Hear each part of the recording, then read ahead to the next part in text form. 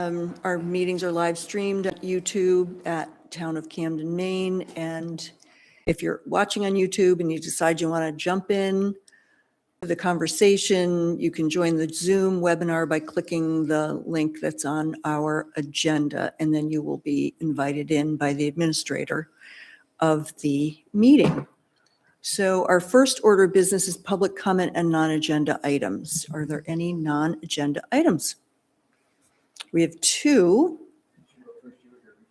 Okay, very deferential, thank you. Very polite. Very. Good evening. Good evening. I'm Wayne Ruswick. I live on Washington Street, right across from Tannery Park. And I know last year there was approval of a temporary skating rink on Tannery Park, which never got executed. And I'm just here to let you know that I've got materials and labor lined up to execute it this year. So just would like you guys to say, go for it. I think it's a great idea. Yeah. It's a lot of work, but more power to you. Yeah, I would say our last year's authorization is unexpired. If It was open-ended? I too was disappointed that it never materialized, and of know. course, that was not you that took responsibility for it last year, so thank you for. Well, I think it'd be fun, and maybe some solo fire, kids doing s'mores, skating afternoon kind of things to That sounds great. community building. So where will it be? Will it be over there on that sort of that staging area where the, No, it's not very level over there. no? So there's a section in the, almost identically in the, or exactly in the middle of the lot that's close to those slabs in the back that sort of has self-leveled right now. Mhm. And Is it paved or is it grass? I would say combo. that section is both, maybe. Right. It's kind of in between. And I mean, what I'm putting down is going to be temporary, so we'll run it till it doesn't run anymore, and then it'll just be unscrewed, probably built into a block and bound up till next year, and we'll set it up again. Cool. Wonderful. Any questions or comments? No night skating. I don't have lights lined up, but You're gonna police it too, or? if it snows and it's covered, I'll probably take my snow blower over there and clean it up, and Wow. or have shovels over there for kids to use. And Nice. What a great thing to Trash can? do. we can probably arrange for a trash can. There are trash cans that, well, there's, yeah, for dog. I'm not sure during the winter there are any trash cans. Can probably get some. We'll chat. All right, we can work out the details. Awesome, Wayne. Great. Thank you so much. Okay, All right. thanks. Wayne. We look forward to it. Got the select board to engage during public comment. Uh-oh. Uh-oh. Wow. Mark, welcome. Hello, I'm Mark Ratner, a citizen of Camden, also Commissioner for Knox County for District 3, which includes Camden. And I'm here to talk about something that was discussed 2 weeks ago. I was out of town at that meeting. I wanted to attend. And that's the controversy you had with the fire departments working together. And I just wanted to let you know, it's since I joined the commissioners, it's been a concern of mine that we work that the towns work better together. And so the county has appointed a fire EMS person to oversee, coordinator to oversee and work with the departments to make sure that there's better communication in all manners of fire and EMS. And the job hasn't been made public yet, but it's coming. And I just want to let you know that we're working on it, and it's something that we're concerned about and moving forward with, so that hopefully something like that won't happen again without proper communication. And that's it. Excellent. Thank you. Okay. Thanks for coming out. I'm going back out in the cold now. Have a nice night. Okay. Would you You have a entertain a quick question, Susan? Yes. I noticed Yeah, I've got that, a question as well, if Okay. that's possible on that. Uh-huh. Sure. maybe if it's directly related, I'll let Chris go first. It is directly related, of course. Perfect. The question that I had, I know that that's great, Mark, that you're doing that for Knox County, but we also have towns that are part of the mutual aid agreement that are part of Waldo County. Do you know if there is an initiative in Waldo County led by them to do the same of what you're looking to do here? So that, we can also consider those in Waldo County in our mutual support area. You know the answer to that? I do not know the answer to that, but Audra said she knows the answer to that. Well, that's awesome. Great. So you know how we talked about the mutual aid agreement for Knox County, and there was a version of it in your packet?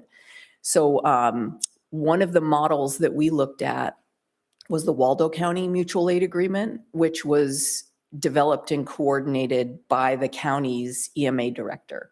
So I would imagine that the position that Mark is talking about would be interested in doing something similar in Knox County to what Waldo County's EMA director did with their mutual aid agreement. To give you an idea, and I've been exploring this ever since I joined the commission. Last year, I had discussion with Cumberland County has done this with a number of their towns, not all of them, but a lot of them. And I've had discussions with some of their commissioners and also the person in charge of overseeing that for Cumberland County. And we had a conference call last week. So we're sort of looking around to see best practices. And, we're looking forward to making sure it works, because as the reason I got involved in a lot of this is, we can provide a lot of services to our citizens, but in one of the oldest counties in Maine, which is the oldest state, more likely than not, when they really need to do something for services, it's going to be involved with the 911 call, and they need the help, and that's my concern. And just to arc to that a little bit, we do have a new director for the call center. The call center is fully staffed, or has 2 new people coming in, is doing very well. We had meetings with some of the fire chiefs last week, and comment from one of the chiefs from one of the other towns was that everything with the call center is going really, really well. So things have gone well in this past year from where we were a year ago. Excellent. That's a question? Yeah, just a quick, since I've seen the county in the news so much, and I noticed that you're requesting this emergency legislation Yes. to deal with the vacancies on the budget committee. And I was just hoping that you could look into that same mechanism, or perhaps combining it to deal with the charter issues and the paralysis surrounding the 3 commissioner system that has led to so many problems. And it just seemed like if you're able to do this emergency legislation for this, that maybe there could be you could try to also address some of the other crises that have arisen over time. The situation with 3 commissioners instead of 5 was dealt with last year before I was on the commission. They had a committee and did a study. I'm aware, but you still have 3 commissioners. And they recommended it. But the reason it is because the law says right now that there is no avenue to reallocate the commission until the next census. The law says, that's why I'm suggesting. I understand, until 2030. We are planning to make adjustments to the county charter, because there's other things we've noticed. And so ongoing process, as you know, nothing goes fast, but hopefully it goes. So we'll keep working that, but we're looking at the charter as well. All right. So, and Maybe I'll write a letter to the editor. it's frustrating to only have 3 commissioners. Right. It's totally paralyzing a lot of the time, it seems. So we won't need, it's not the topic of tonight's meeting, but I wanted to plant the seed. Okay, well, thank you. And thanks. Have a good meeting. Excellent. Thank you, Mark. Thanks for coming. Okay, moving right along. Approval of the minutes from the January 6th meeting. Any questions, comments, additions, deletions? One item I had in it's line 135, it just said ski patrol director, and she is Abby Leonard. Is Right, the right. I name of noticed the that ski too. patrol director. Didn't have her name in there. Thought she wasn't. Makes it kind of seem like it's Lincolnville's ski patrol director or something. I mean, she's a town employee. So. Abby Leonard. Yeah. Motion to approve with the change noted by Chriso. I'll second it. Any other comments? Oh, there's a couple of spelling mistakes on people's names. Richard Podolsky should be spelled correctly, and I don't know how to spell Galen Todd, but that's in lines 120 and 122. It's a minor thing, but Do you know that Galen is spelled incorrectly? I don't know that. I know that Todd is spelled correctly. Oh, good. I think Podolsky is Podolski. Okay, any other So I will Seeing none? amend my motion to also include the name house spelling? checking on the spelling that Ken mentioned. Great. All those in favor? Excellent. I'm in favor as well. Okay. 500. Moving right along, we have the consent agenda, which is the renewal of the victual licenses for Albatross, First Fig, and Cafe Louis. And then the request of the Village Green for Bay Chamber Concerts, Summer 2026 for their Screen Door Festival. And I think that all of the documentation for those is in order.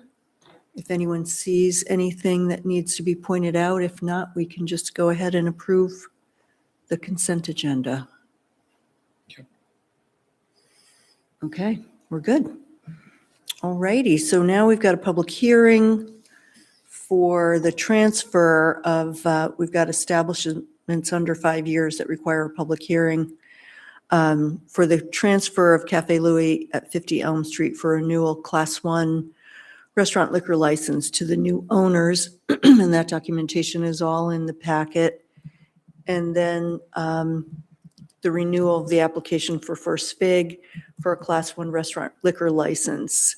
So the format for public hearing is we would have anyone speaking for or against these articles, and then we turn it back to the board for any discussion. I don't see anybody here representing either of those businesses.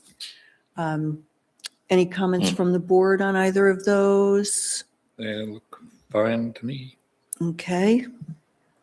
So can I have a motion to approve those two license So moved. renewals? Second, Oh, All those in favor, any further discussion? All those in favor? Okay. Excellent. Nolan is in favor as well. Okay. All right, select board member reports. Anyone have anything to report?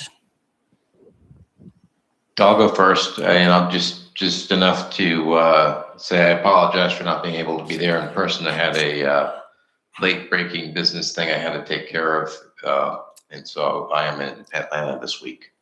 But Okay. I'll be back to enjoy the cold in Maine too. All right. It's not much warmer here.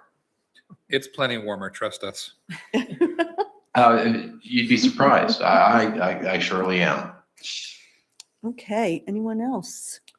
Yeah, I just want to remind folks about the Winterfest celebration again, which is on January 31st. It bookends the toboggan chute celebrations on the following weekend.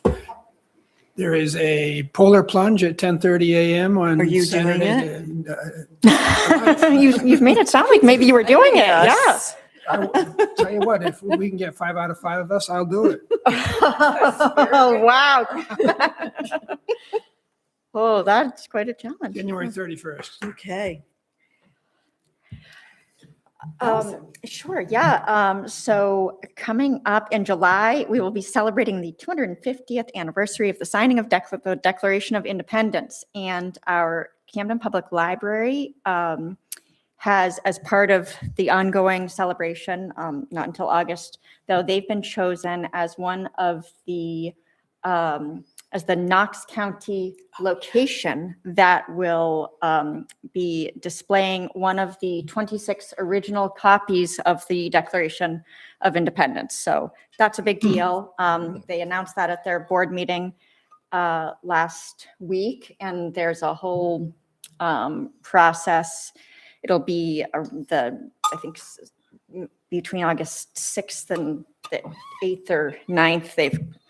They have an itinerary, and there'll be like a time that you can sign up to view it, and definitely more details to come, but pretty pretty cool, Very cool. pretty cool thing. Yeah. So that's, the library's doing really great. I almost hesitate to share that they're doing very well fundraising this year. And they've been looking like they're going to be successful with about 110,000 potentially from FEMA for the brick works. So at the last Board of Trustees meeting, they went over the draft budget, and there was a little bit of uncertainty about whether to, plan for that reimbursement or not as part of their budget request. But they're going to keep going with that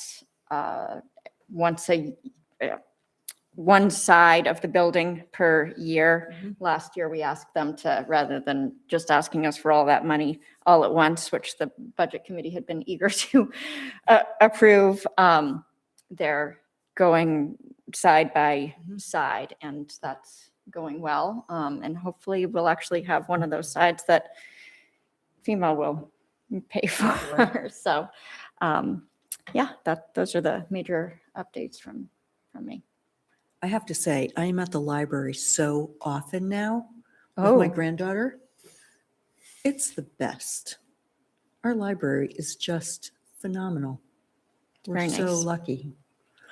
Chriso, Not much. Ken and I were at the Four Season Committee for the Snow Bowl, which is going pretty well and some good energy going forward.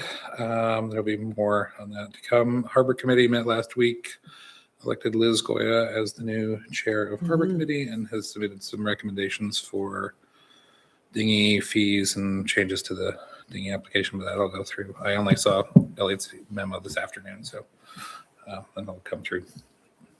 will you bring that to us? Yeah, well, I imagine Pixley will bring it to staff Okay. through the budget process, but it's minimal changes in the actual fees themselves, but some changes in the fee structure and identifying different places for that some fees may, like different docks may have a different fee structure. Any progress on more kayak rack space or? Not yet. And I attended the Historic Resources Committee meeting last week and proposed that we have a workshop with the select board. We brought it up as a possibility for this evening, but it was a little quick for them to get prepared to present as they would like to. So, before we get too far down the road with there's been a lot of work put into this preservation ordinance. So what shape it takes going forward, we just felt it was best for us to have an opportunity to meet together to get a little more specificity before they get too much further down the road. So there will be updates on that as they become available. And there we have it. Town manager's report. So before I get into my written report, I just wanted to give some special acknowledgement to our wonderful plow truck drivers who are really being quite slammed this season. So just to give some idea of it, and Dave can correct me if I miss anything, they worked on Thanksgiving. They worked on Christmas Eve and Christmas. They worked on New Year's Eve and New Year's Day. They worked on MLK weekend. And I believe that they worked on basically every weekend for December and January so far. So it's just been, and yes, it's their job, but sometimes, people are asked to, kind of do things that kind of stress the limits of family life and personal life and everything. So big thank you to our plow truck drivers and their families for being just awesome and doing a great job, and also, taking the lumps that come with, having a public works and public safety job where they're called in all days, all hours. They've really been excellent about it and haven't complained and have done a great job. Yeah, all overnight, night storms too. So it's really been a big ask of them this year. And not just the plow truck drivers, but also the sidewalk plow driver and Yes. they've been doing, the sidewalks are, They're great. They're looking great this year. yeah. Really good. It used to be that they would wait until the total end of the storm and then do the sidewalks where it was like not considered a priority for people to be able to walk, and they're doing a really good job. Very great. So on to my written report. For anybody who's interested on the select board, there's going to be a Municipal Innovation Day on February 5th in Portland, and it's hosted by the Rue Institute, as well as all of Maine's Council of Governments. So it was the Midcoast Council of Government that put the announcement out and invited us all. And it's going to be focusing on shared municipal challenges, innovative approaches to problems and how they can be applied, and also regionally aligned solutions for some of these common, sort of municipal challenges. So please reach out to me if you'd like to go. Rue Institute does a great job from what I've heard, and the councils of government putting this on together, that's great that they're working together to bring a resource like this that all of us can utilize. We talked about this little, but the legislation for the county budget issue. So it was Representative Pluker that submitted LD 2158. So that's the number to keep track of if this is, something that you're energized by and would like to advocate for. I'm sure the county folks would appreciate it. It's important to us because, the county assessment is a factor in our own budget, so that sooner that we know what the assessment is, the easier it is to plan, for our budget as well. So we can have more of a holistic idea of what the impact's going to be. So at the Snow Bowl, so despite the spring-like conditions that we had prior to the last few days where we got like a real snap of winter weather, they were able to get off to a strong start with their snowmaking.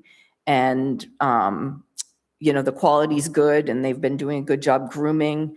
The tubing hill, which needs a little bit of a refresh with snowmaking, has been great for the times that it's open. It's had about 600 users, and I think Jeff went over a lot of this, but that's really nice to see that the new tubing lift's working well, and it's people are using it. Public Works also did work on the parking lot with drainage and also some of the walkway issues there too. So with fire and EMS, 4 members have completed their EMT basic program, and that was held in South Thomaston in September. And they're going to be doing their sort of national exams in the coming weeks. And a couple of them were our wonderful junior firefighters as well.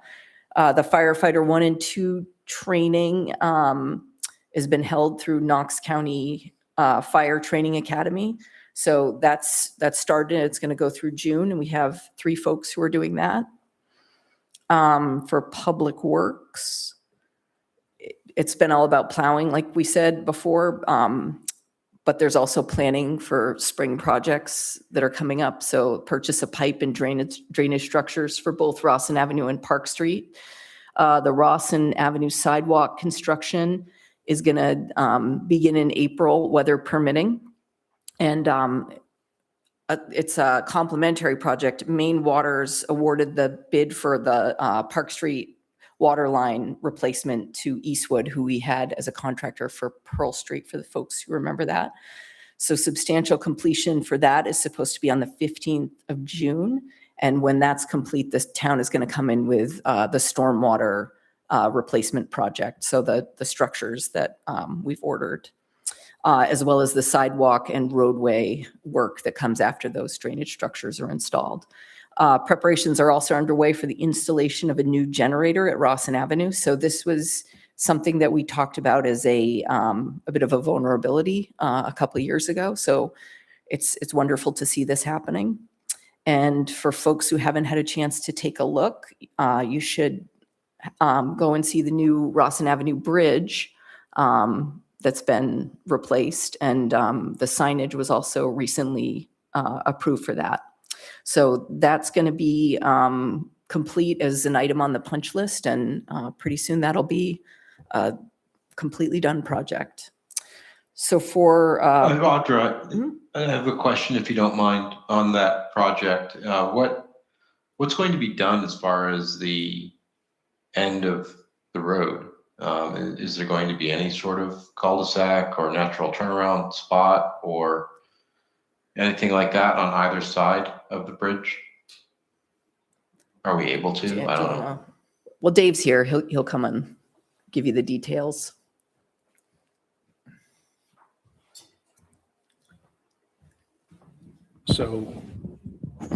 We have a couple of things left to do with the bridge right now. We're going to be putting a couple boulders right at the entrance, and then the signage is going to be changed. As Audra said, we had to get permission to do that because they actually wanted us to put a sign in the middle of the road 15 feet in front of where the beginning of the walkway was. And that would have been kind of a little problematic for us for plowing and everything else. So we had to ask for a variance on that. We got it.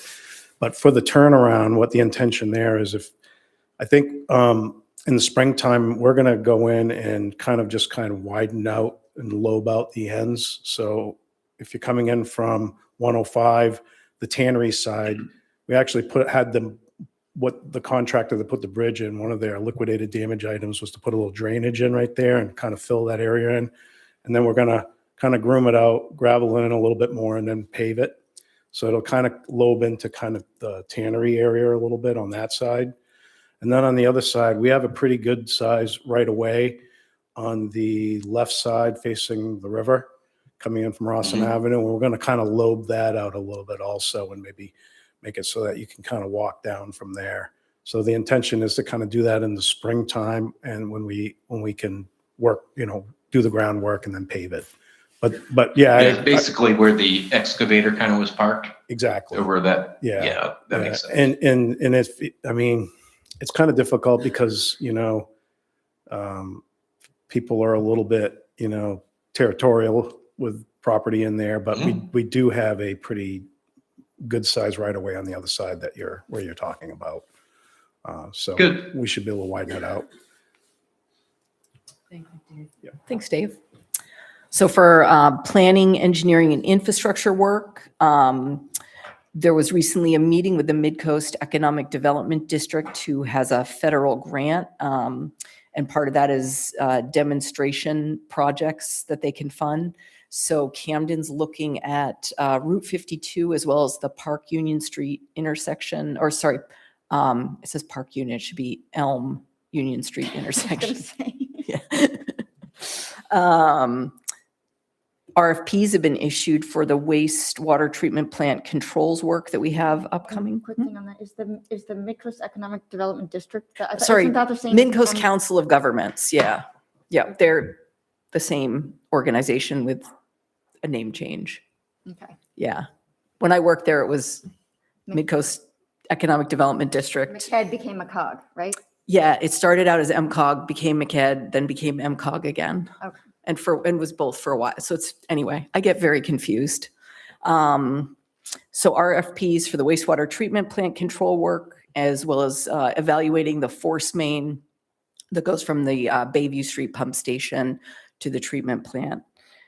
We installed new double-sided crosswalk signage at the Washington Street intersection, so Trim, Spring, and Grove Streets. This was something we'd been working on for a very long time, and the school district sort of brought this up again, and it was a really good thing that we had to be able to go to MDOT and say, hey, remember these that we ordered? We need them. Look, the school district is asking us about it. This is very important. So that was very helpful. But that's not done yet. We just put up some more signage. They're going to do. Like whole the thing with actual rapid flashing. Yes. beacons, right? I So- think on the, which one is that, near Trim Street or, all of them you're into RFBs? Oh, okay. All right. So yeah, all three of them will have it.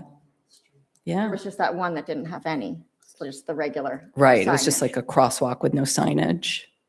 So signage is up on that one. And the RFBs hopefully will be installed in the spring if we can get them. We've scheduled a planning meeting with MDOT to review the John Street sidewalk design and the associated sewer installation that'll be happening along there. So we'll have updates on that when there's some progress. And for facilities and safety improvements, Public Works installed safety posts and a chain at the 5 and Dive parking lot in an area where there was, potential hazard from tripping. And they also built and installed a new roof hatch at the Opera House. So to get up onto the roof, there was a kind of old, pretty dangerous, heavy roof hatch that they fixed. So that's the updates, the work we had going. We should probably come up with a new name for that parking lot. 5 and 10? Just the 5, yeah. I think David Dickey would want us to call it the loser lot. Well, and yes, we should also give a nod to the passing of David Dickey. Right. Okay. Thank you, Audra.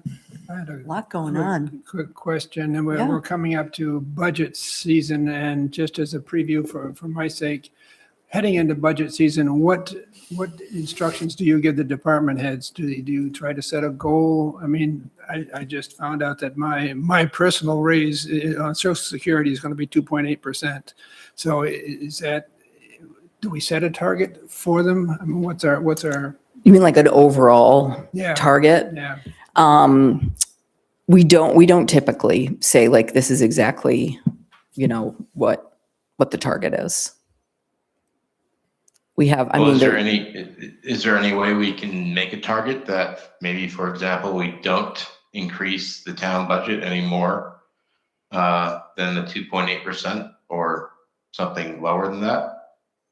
Yeah, we can As a certainly aim for that as a goal, if that's the direction you'd like to give.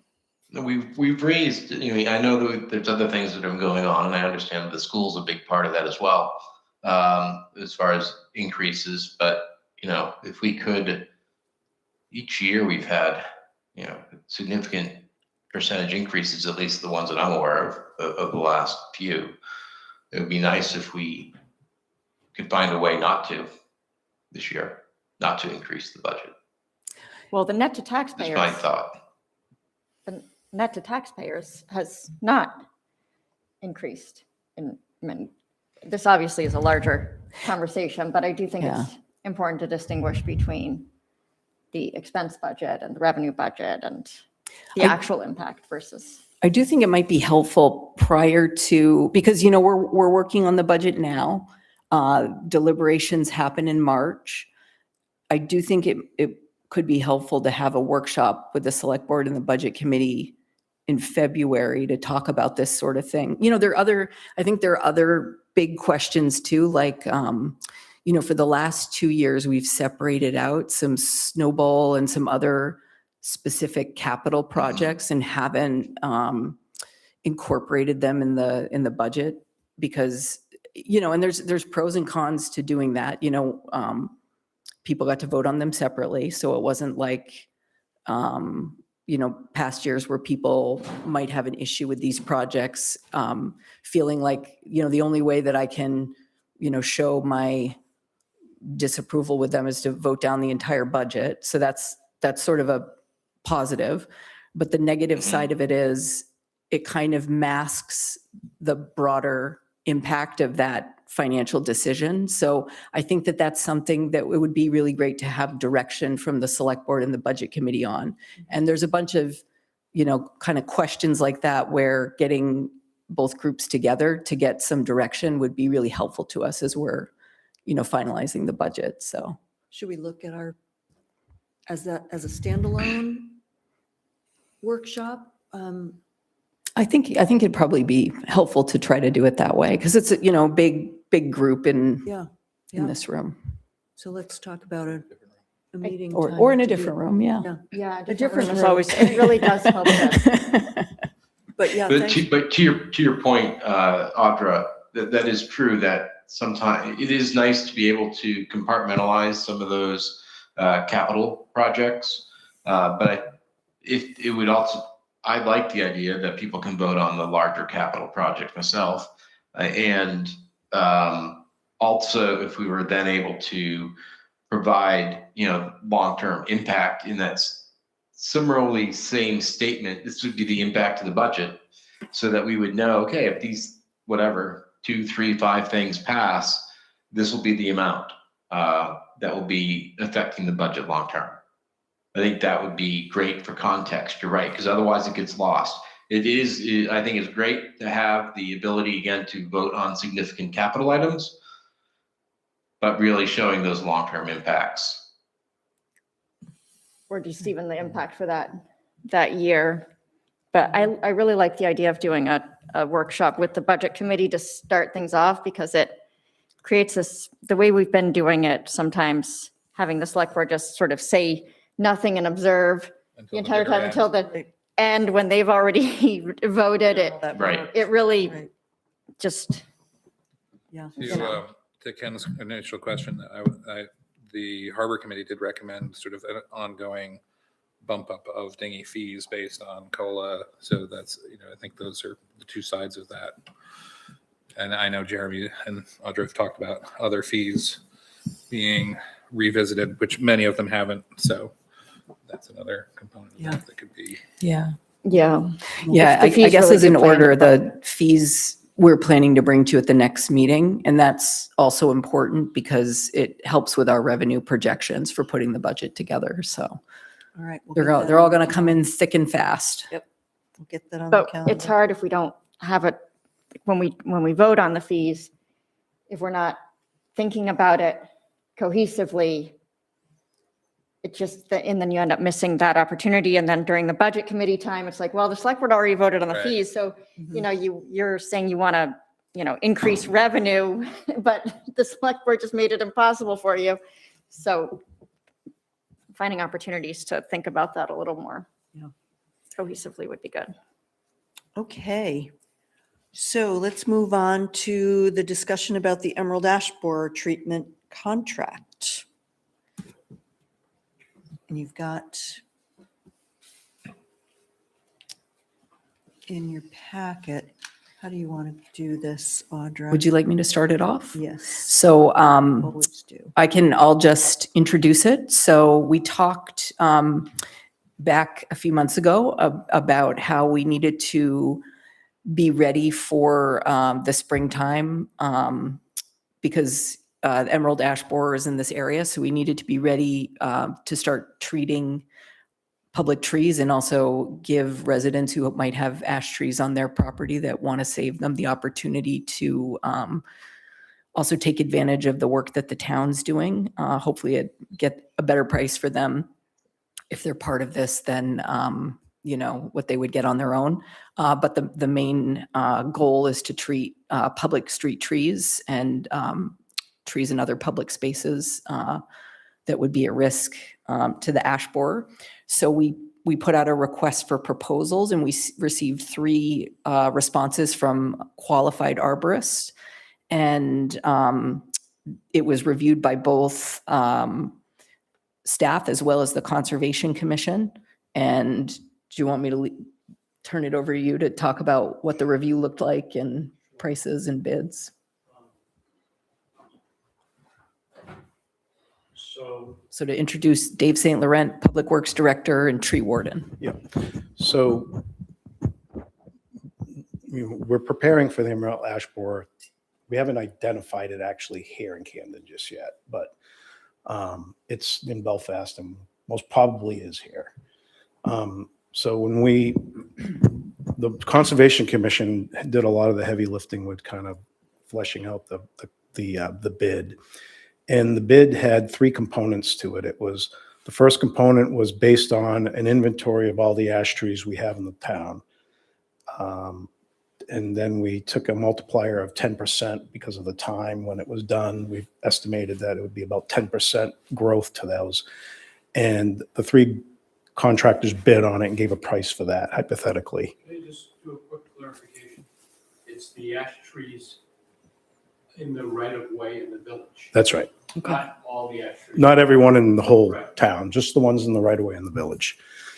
And then we asked, so that kind of leveled the playing field for everybody to be betting on the same known quantity. And then we asked for a price for the diameter breast height, which is the distance around the tree at this level. And we wanted a number of what it would be, per unit for those trees that exist. So, and then part of that is going out, doing an inventory using our GIS system. And then we will only pay for the trees that are existing and their total diameter breast height. So we got the first number that kind of gave us apples to apples. The second number gave us the hypothetical actual cost. And the third component was having a follow-up survey done in 2 years to see the effectiveness of the treatment, and then at that point to determine future treatment. So those are the three components of it. And then the fourth kind of side component was, as Audra said, was the ability for a private homeowner to be able to kind of piggyback off that contract at those rates to do their trees on their personal property. And we got 3 bids. They were all qualified bidders, and they were all fairly close. And after we got the bids, the Conservation Commission asked me to do some checks on the low bid, and those all came out really well. So the lowest bidder is the lowest bidder. They're all qualified. I know that there's a person locally that bid on it that was fairly close to that number, and I think he's here tonight. So I don't know if that's something that you guys want to allow to have him talk, or. I think we'll take public comment after everybody else. So pretty much that's the whole thing. We have 3 bidders. Bartlett was the lowest, Tree Works was the second, and Hawks was the third. Okay, Okay. yeah. So the Conservation Commission, I think, recommended that the lowest bid was qualified to do the work. Yes. Yeah. We had Please come up. a unanimous. You can't, they won't be able to, nobody will be able to hear you until you're there, so Okay. you might as well just wait. Yeah, in our last Conservation Commission meeting, we did a vote, and it was, there were 5 members present, and they unanimously voted to go with the lowest bidder. Pending at that point that the references for the lowest bidder came back good, and they did. So, okay? Mhm. That's it. Yeah. Listen, Well, actually, maybe we'll want to wait until public comment. I mean, I'm going to warn everybody that I'm going to make a plea for somebody who was not the lowest bidder, because I think that I can understand why we go through this process and set it up like that. I also think that the benefit of having somebody who has already worked with the Conservation Commission a lot, who is present in the community, who is driving by the trees every day, noticing things, can deal with it if we say, oh, we found 5 more ash trees that we forgot about, that is aware of our street tree ordinance. Sometimes with the out of town tree companies, and I'm not making any allegations about the low bidder necessarily, but there can be like an aggressive push to as you're interacting with homeowners, to say, oh, look at that hazard tree, look at that hazard tree, look at that hazard tree, and to drum up work that way, which might not be consistent with some of our other programs. So I've just personally witnessed Tree Works doing a lot of free work for people that can't afford it from time to time. And I personally just really value that integrated community nature of that work. And since it's the first time that we're doing something like this, I would really like to see it be somebody that is already working with the town and with the Conservation Commission. Can I add to that? please. And Tree Works was extraordinarily gracious with their time and helping give us their perspective and guidance. And we actually went out on a couple of trips to look at some of the trees, look at the inventory. So just to kind of add to what Allison said. So am I hearing you say that you would be as comfortable accepting the bid from Tree Works as Confident? from, Confident? yeah, Yes. uh-huh. Yeah, my only concern, is to respect a process that we've used, and not to undermine that process. But if everyone at every step of the way feels like good work is going to be performed by the local contractor, I personally am not going to stand in the way of that. I just want to make sure that Public Works feels like, Do we want to maybe hear from, Can I just add to that? I think that if that was your decision, I think one of the things we'd want to do is to go back and discuss this with Tree Works and try to get some additional, put our perspective, but I agree with what you're saying. your perspective being in what regard? In terms of the overall expectations, Mhm. not that we would have any doubt whatsoever, but I just think based on everything we learned from everybody, I think we just want to go back and make sure everybody's expectations are consistent. Mhm. Okay? Mhm. And I'm confident they will be. Would anyone else like to speak? Dave? The big problem is the price. And I think that if you look at the pricing differences, it's substantial. And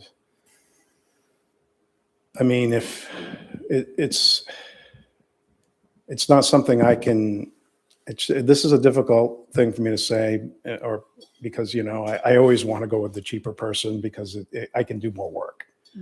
So it's just kind of hard but you have the ability to accept a bid for more, so per se. That is something you have. I'm a little bit uneasy about the difference in price, and I don't know if there's anything that can be done about that. That would be the only thing I would have to say.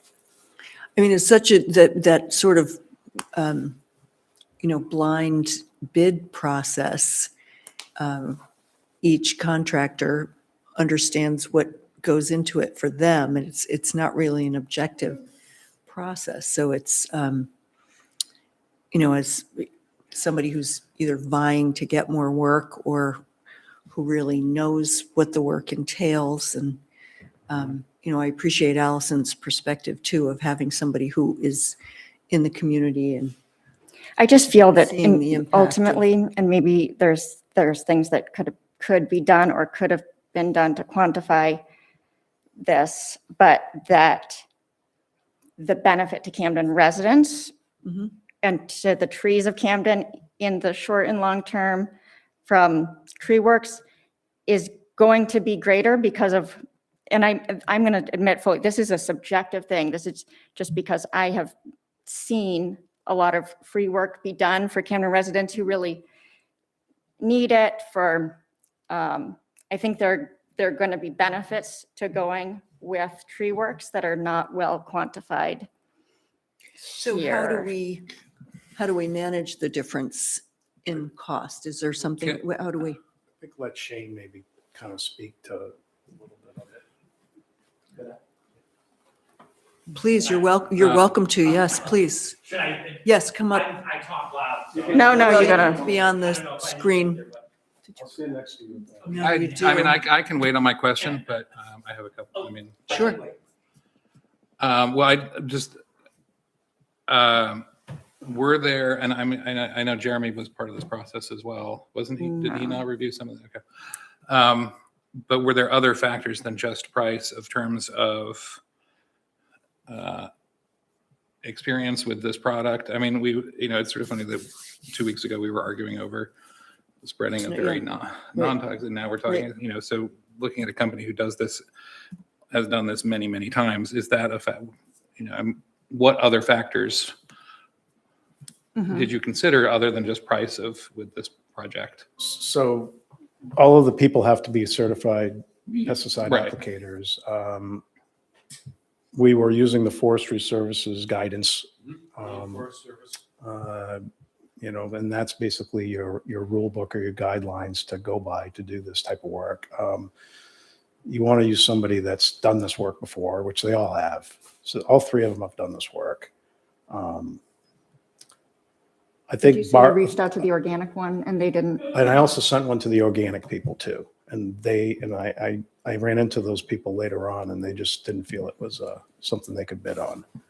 So I think it's one of those situations where you have a large company, kind of a corporate kind of company that does the work. And I think you got a local person that does the work. I think that's really what this kind of boils down to. And they're both really capable of doing it.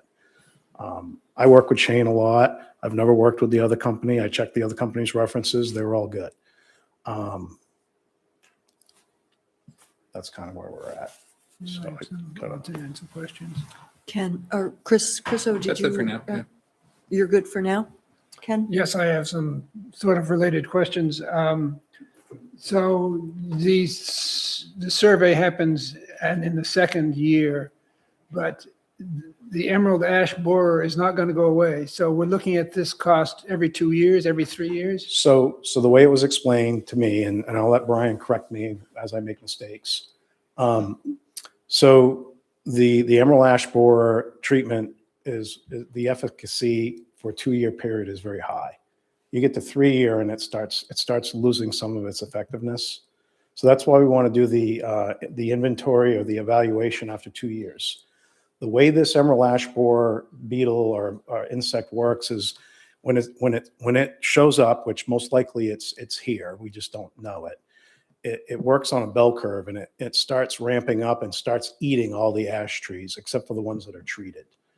So the goal is to protect those ones that you want to protect for a 12-year period, because what happens after a 6-year period is it reaches its peak and then it just kind of eats its way out of house or home and then kind of disappears and not completely, but it's not as ramped up and it can't do as much damage. So it's a 12-year period for treatment from beginning to end of the whole cycle, they're saying.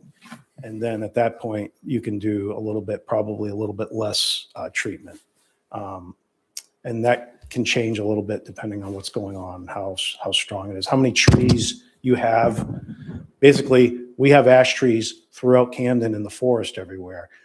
And the emerald ash borer is going to go and just start eating all those ones that aren't treated. And the ones that are in the right of way, the larger ones that we want to keep, those will be protected until this thing kind of eats its way out of house and home, so to speak. And that's 12 years. Yeah, thank you. That's what I was looking for. So if somebody has an ash tree in their own yard, as I do, and they don't treat it, does that have a long-term impact bad on the rest of the trees, or you just assume it dies and move on? If you want to save an ash tree and you don't treat it and the emerald ash borer makes it into this area, which it will, you'll lose that tree if you don't do treatment for at least that 12-year period. Yeah. And I have one follow-up question to something that Chriso brought up. So in our last meeting, we made a big deal about the possible dangers of additives. And here is an additive, which is a pesticide purposely meant to kill bugs. And I'm assuming it will kill every bug in those ash trees. It's not specific to emerald ash. Not just emerald ash borers. It isn't. Systemic, so it's a systemic insecticide. So I would like to hear some reassurance that the care taken, that we're not endangering our water ponds, and that this stuff does not. So one of the things that we had in there was the smaller trees. There was a root drench that was proposed. We're going to opt out of that and not do that part of it because, if it's a small tree, the chances are of saving it, if it's anything over 4 to 6 inches, you don't want to go and treat that one. There's another type of treatment with a basal root drench, but we don't want to do that because we did a little bit more research on it that has PFAS in it. So that's one of the things that we don't want to introduce to our environment. But one of the other things is that this has been tested and used throughout the country, this insecticide, and it's I think it's not really they can't even find it in the leaves or any of that after it leaves out. So that was basically what I learned from this insecticide. I'm not an entomologist, and I'm not a chemist when it comes to these kinds of pesticides. I think probably Shane probably could answer these questions better than I could.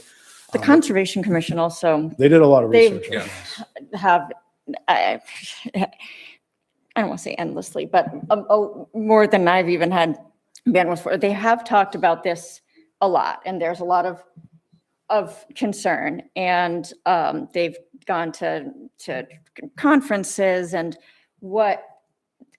the reason that pretty much every conservation organization is recommending action is that the negative impact of having every single ash tree die, that eliminates the food source, and all of these creatures that we're worried about impacting very temporarily are going to be very, very heavily impacted if all the ash trees die.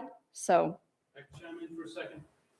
Yeah, I'm confident we did an extensive job of trying to make sure this was a good decision for the town.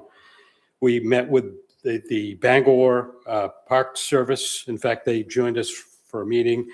We went to a Maine Forestry Service meeting. This emamectin benzoate, which is the active ingredients, it's used in Portland, South Portland, Kennebunkport, Elford, Casco, Scarborough, Yarmouth, Waterville, Brunswick, Blue Hill, Mount Desert, and Bar Harbor. There's just as an example in Maine. It's a injection directly into the tree so that the likelihood that anything will penetrate into the ground is minimal, if at all. It's not persistent. It degrades. I appreciate your concerns, Ken, believe me. And we were, as the Conservation Commission, we were naturally really concerned.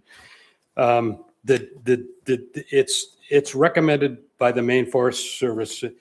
The other part of it is when we put our request for a bid together, we wanted to make sure this was overseen by a licensed arborist, that it was only used by licensed pesticide applicators. We went to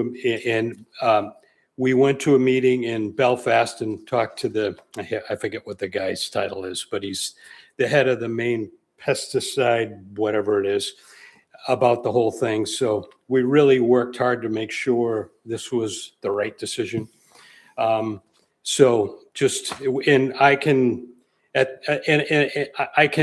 gladly walk you through. We have tons of data, peer-reviewed journals we read, all kinds of stuff. If you have any concerns whatsoever, we'd be glad to do that with you offline. But I'm confident that this is the right decision for the town. The downside of not doing it is thousands of dollars of removal, because it's pretty much guaranteed that the ash trees will die. I mean, there's no escaping it, to be honest. And so it's kind of, it's a black and white situation, unfortunately. Okay? I mean, we had this conversation I have at a length, so I question. think, just a second, Chris. Yep. I think that we arrived at the position of, that we're going to go ahead. I think at this point, we really just need to decide how we want to proceed in terms of to whom we grant the contract. But Chris, go ahead. Just a quick question. For those who maybe don't put the pesticide on their property, and as you say, the ash trees will get killed anyway. Nope, I was hoping the guy was not going to move away. I don't remember what his name is. I'm sorry. Brian Lightbody. I'm the co-chair of the Conservation Commission. Thanks. Is it better then, in that case, to just cut your ash trees and burn them for firewood? Or is there harm if you go ahead and you burn your ash trees that may be infected? I don't know. I don't understand your question. Is it, if you have an ash tree that gets affected, Oh, okay. is it okay or not okay to burn it for firewood? There are significant restrictions from the Maine Forest Service as to what can be done with the wood. In fact, Shane's probably, it has to be quarantined, and it has to, or chipped into pieces that are smaller than an inch, and it can be moved. But if it's cut, if an infected ash tree is cut down, it needs to be put into a quarantine yard within a fenced-in area. That's the main Forest Service guidance. So it's pretty, On your own property, can you, if it, right where it, I don't know. I Molly mean, is, I don't know if you There's saw. kids, the- yeah, there's been At some, your house, You- you you- cut it down, you can burn. Yeah, that's and what- you're burning bugs. I mean, yeah. if it's in that tree, you're burning bugs. It's not like But it it's can't be transported it's not like outside. it's not a virus or something it can spread by burning. Right. It's an invertebrate in the bark of the It's a tree, bug. right? Well, right, and maybe if they fly, like you would think that they don't. Like, Yeah, these are all in the right away, but it's part of the request for bid.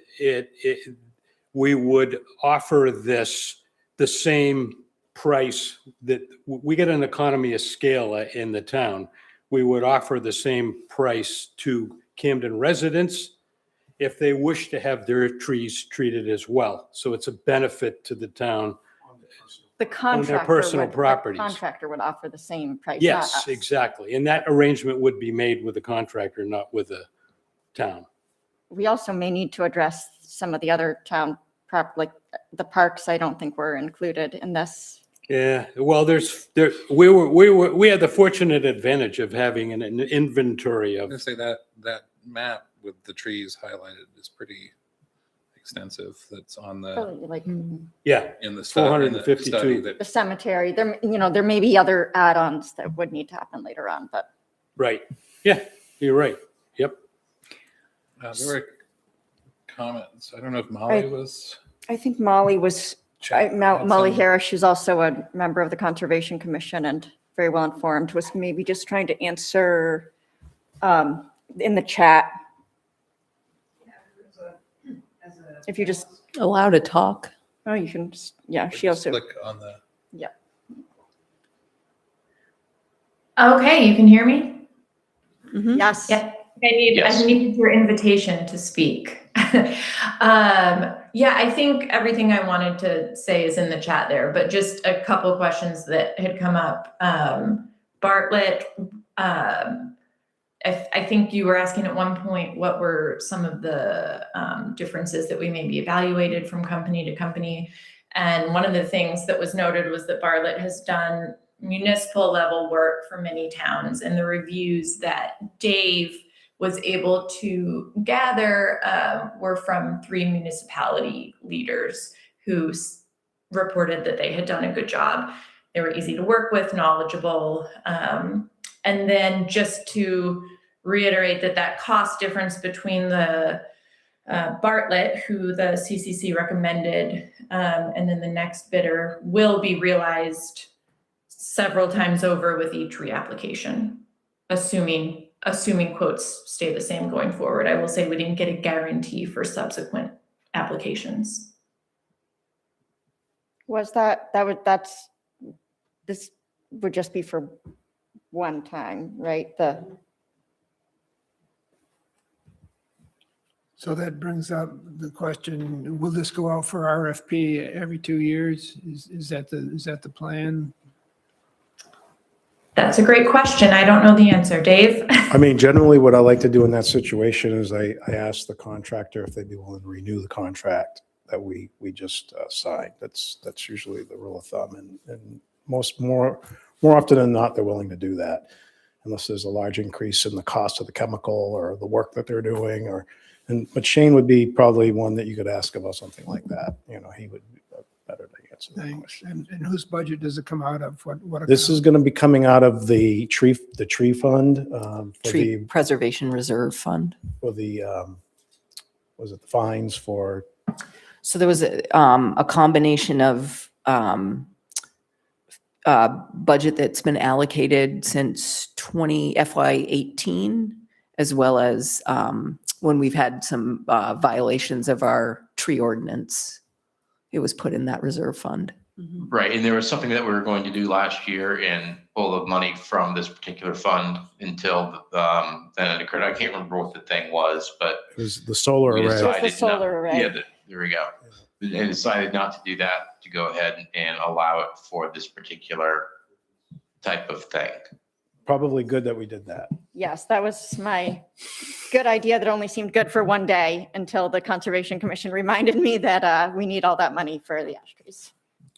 So I guess that we're at the point where I'd love to hear from Shane. And then I think that, it's just up to us to decide if we're comfortable with this approach. I mean, the money is in the account.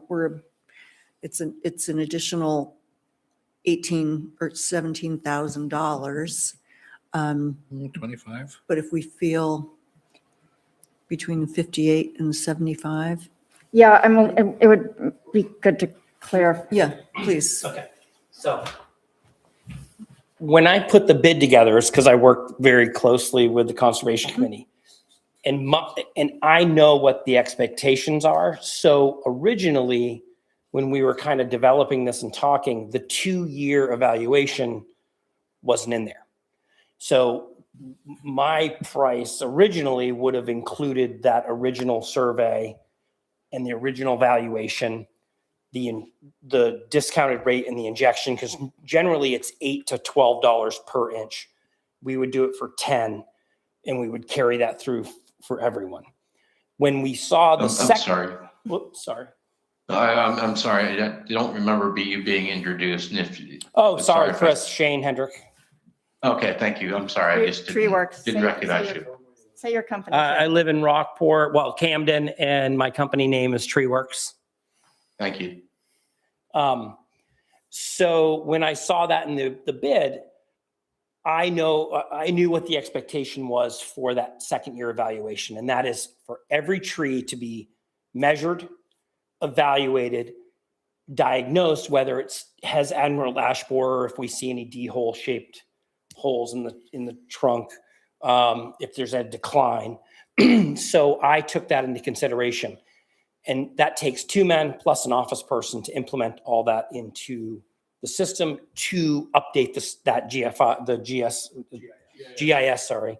I don't have that in front of me, but system in that 2 years. But after I put the bid in and everybody, I started thinking about it. What I'm willing to do is in that second year, I will exclude that cost to the town, because I really would hate to see a corporate company come in and,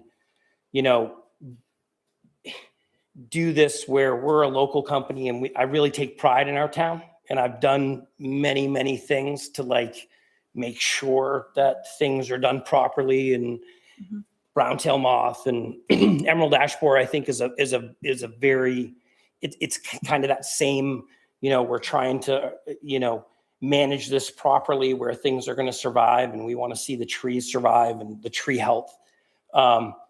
So knowing what that's going to take, I think I'm we could do that for the town, just like we've done other things for the town. And I'm totally fine with that. The cost is $10 an inch, because there's a lot to this, and there really is. If you look at Hawks, they were $12 an inch, and they were gonna the same thing, because there's so much involved when you do that initial evaluation. It's not just you're gonna go there and inject each tree. You go there, you have to evaluate the tree, you measure it, you update the system, which you have to go back to your office to update the system. Then you do the injection, and then it has to get, then you have to do a spreadsheet for the state. So it's a huge process. It's not just an injection in a tree. So, and I took all that into consideration when I put the bid in. But I'm hoping that we can get it, because I do live here, and I really would like to do this and kind of see and make sure everything is the way it needs to be, not just do it and leave, so I think I would exclude that from the cost. So that would eliminate that whole, because I think I was $25 per tree for that. And that's where that extra cost came in. But that was just because I knew what it entailed, or I do know what it entails.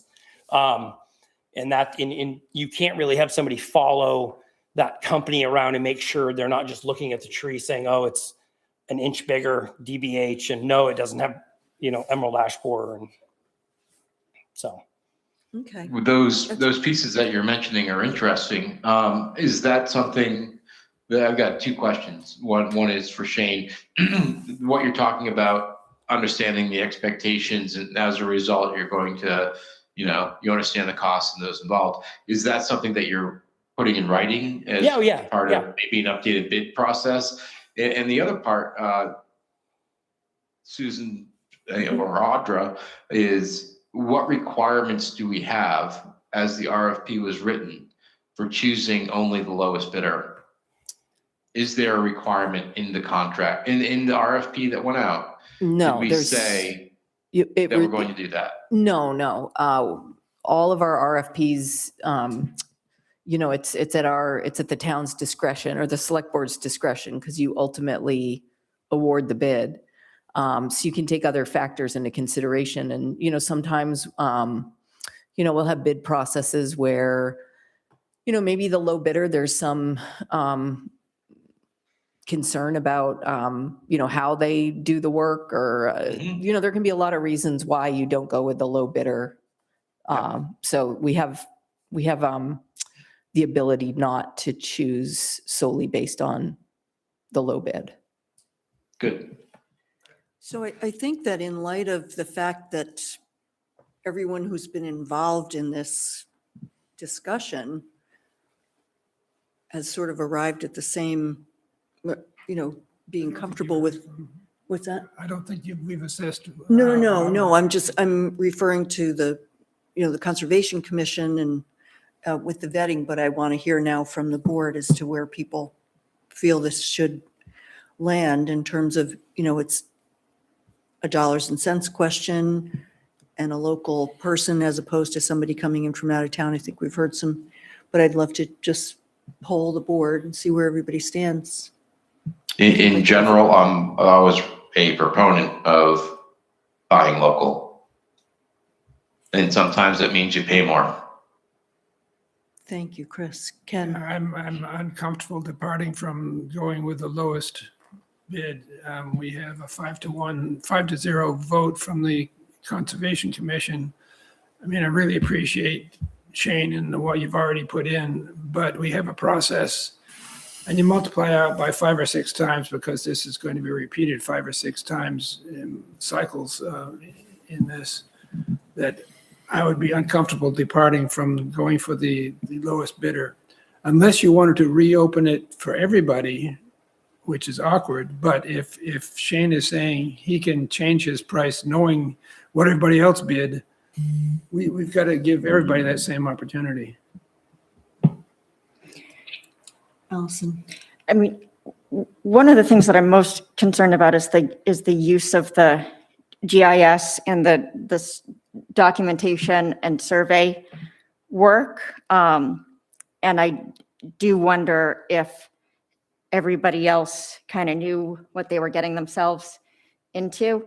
Shane has worked with the Conservation Commission, knows we've got this tree app and all of this stuff going on, is willing to attend these meetings, and is going to be, if there's a problem with it, is going to be willing to sort of be entangled in all of that. I don't know how to exactly document that, but I'm just concerned that we're going to end up with the other one that's like, whoa, this is not exactly what I agreed to. But I recognize all of the other points too. But I do not think we are committing. I think the process would be reopened in 2 years, and that I don't see that we are committing to 5 rounds or 4 rounds of paying more. I think that we will have learned more by that time, and that will refine the process. Chris? Yeah, I'm kind of with Ken here. I mean, we've asked the Conservation Commission and our Public Works to review these. They've come back, yes, it's always great to be hiring local folks that we know. But at the same time, I mean, I don't have qualms that Bartlett Tree is a pretty well-established tree company. They've done this in so many towns in Maine. They've done it. Like, I'm not worried that they're going to be hit and run, not following, they're a very well-established And by my numbers, it's about $25,000 difference, not 16. So that's a more significant difference, and they can come in lower because they are a larger company. They do have, scale of cost that makes it easier for them. And to me, I am not comfortable with the fact that it's not that one of the bidders, yes, you live here, and that's great that you're participating. It would be not, but to sort of say, oh, well, at the last minute, we renegotiated with a bidder in a process doesn't feel very good to me. To sort of say, oh, I can match that, to Ken's point, doesn't feel good to me. And we've asked the Conservation Commission to review these, and we should rely on the work that others have done more extensively than we have this evening.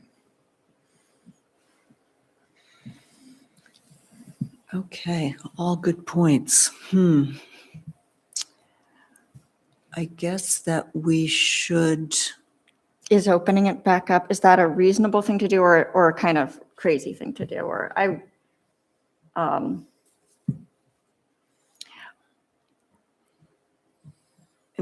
see Chriso's point in that it really is in the interest of transparency. It's just, it's odd to have had a recommendation from Public Works and from the Conservation Commission to go with the low bidder, and yet to hear really compelling arguments for working with a bid that wasn't the lowest bid. And I understand that there's nothing that requires that we choose the low bidder, but that we, we're departing from a practice. I'm not sure what would be the right next step. what happens if so one thing that was unaddressed is like the cemetery and some of these big, I'm not sure, Barrett's Cove, is that part of this? No. Barrett's Cove. And so. It's a village. I do think inevitably those are places that are going to need to be dealt with once this conversation spreads. I don't think the cemetery committee is going to say, well, we've decided actually to sacrifice all of the ash trees in the cemetery. Did the RFP have anything included about add-ons or, because that's what I think is going to keep happening, that there's going to be things that we're adding on.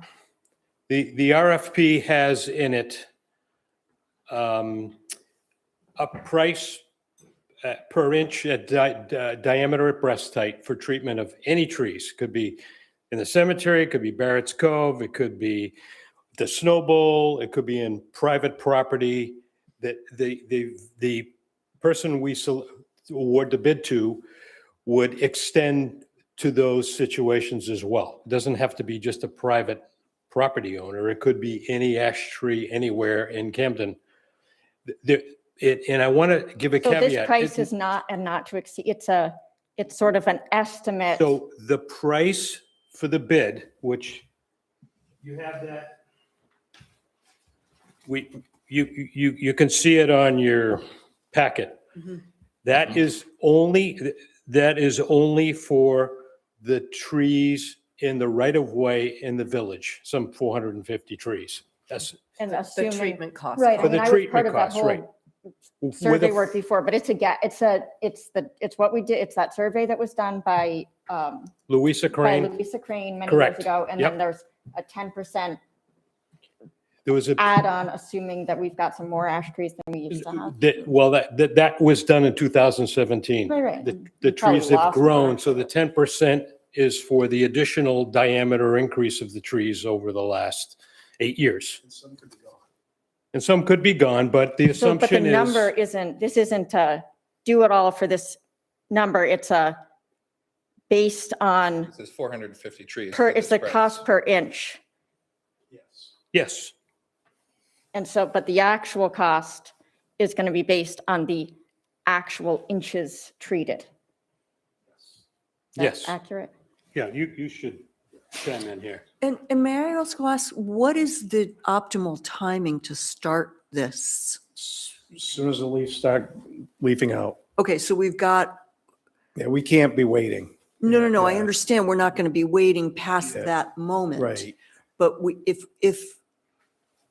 okay, I'll Springtime. finish As soon your. as the leaf is as big as a mouse's ear is Mhm. going to be the time for this to be done. Mhm. So they all have to be done at that point in time so they can uptake this Right. into their Right. leaf structure and be protected. I mean, it seems to me that there is enough, we don't have unanimity on the board about this, and I just wonder procedurally if there's a next step that would get us to a place where we all feel more comfortable with the choice that we're making. And I'm open to suggestions, whether or not we. You can table Brian, it. do you have an opinion after you were there for this entire process? You reached as the chair, or there's the other co-chair I noticed is also here. If you guys want to tell us, we already went through all this and just cut it out. I then- can't, look, I want to say another thing too. We have a tremendous sense of urgency to make a decision. We met with you guys August 17th. Great. That's when we gave our presentation. We've done a lot of work to get where we are now. These guys, whoever it is we decide to go with, they have to buy reagents, chemicals, get things set up and prepared for the spring, which is only 3 months away. So we can't wait that long, right? I mean, and, that's not my personal opinion. That's reality. And, I do have opinions, but I also represent the Conservation Commission, right? And we all voted, right? And I think that this is it's a tough decision to make, but it's not that difficult because these guys, all of them have experience. And as I mentioned, I spent a lot of time with Shane. He's been very gracious with his time. We've been through the GIS database together. In fact, and look, I'm not trying to encourage you guys to make a decision to go with Shane. I'm only trying to point out the facts that I have the GIS database on my phone right here. We took it, we got in his Jeep, we went around, we found some of the trees, we looked at the trees, we did a survey. So he understands what's involved. Do I know exactly if the other guys understand what's involved? I don't know. I mean, I can assume they have a general idea, but I have a lot of confidence that Shane knows what's involved because he's been through it with me and Barb, by the way. But, I also respect the fact that you guys have to make a decision based on the best interest of the taxpayers of the town. But that also includes, it's not just price, it's value, right? And I know you guys have probably heard this before, but if you can sense a little bit of frustration in my voice, it's because we can't wait much longer to make a decision. We got to. So my question is, why then did you not recommend Shane's company? Because from the commission? Because it was a vote the Conservation Commission took, right? Mhm. And at the time, we had to go with we decided to go with the best price, right? Because that was just, that was just the decision we made as a group, okay? Mhm. It felt to me like that conversation was feeling a little bit like trapped by some of the language in the RFP and that there was, I don't think we want to get into Well, trying to interpret somebody else. I'm just, Yeah, I can't I do don't that. feel that I would normally not suggest going against the recommendation of the Conservation Commission, Right. other than the fact that it seemed, But Allison, you asked me what my opinion I would was. like you actually to tell me what to do because that would be easier for me right now. I know, but I mean, I also have to represent our team, the Conservation Commission, right?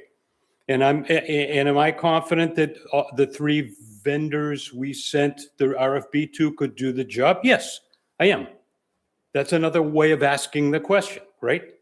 That doesn't answer my question, but Well, but that was You're based. you're doing a great job. And I don't know if Barb's standing up because she wanted to say something. Can I, a little bit of input? Please, yeah. I think probably the worst thing that could happen tonight is there's no decision made Right. and there's an additional process tacked on to all of this. I think that, I think it's a very difficult decision.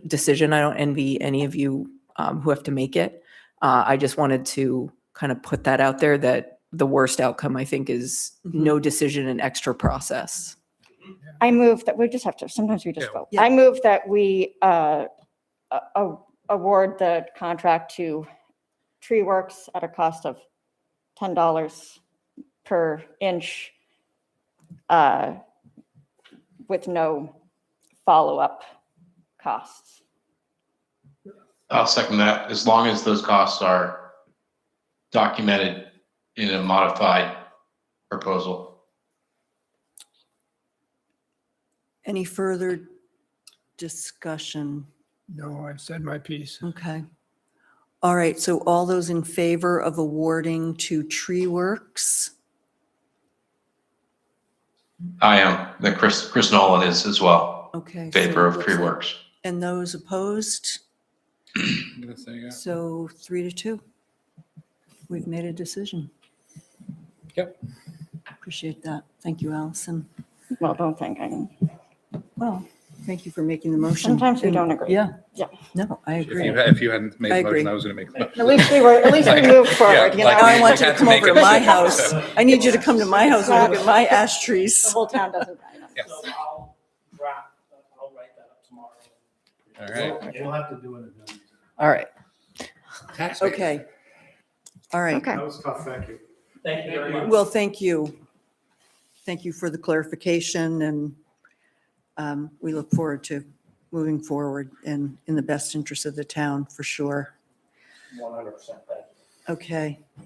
All right, moving on to the next action item, a property tax abatement. Carrie is here to, So I'm going to leave this completely to done that. Carrie because this Okay. is, they started explaining it to me and I realized there was just no way I was going to be able to properly communicate it back to all of you. I know, I It's like, read, oh my gosh, we don't do these. You get to this time. I know I had absolutely no frame of reference for this ever. The first time Carrie ever made a mistake? Is that what we're calling this, or? I'll let him explain. I gotta go sit down. Feels like a hostile environment No, here. it's the opposite, like. Allowed one every 20 years. I think that's one of your duties, 'cause it's- Right? Well, thank you for that. You want me just to talk? You want to ask questions? No, you better So, start with the talk first, overview. we don't even know what to ask.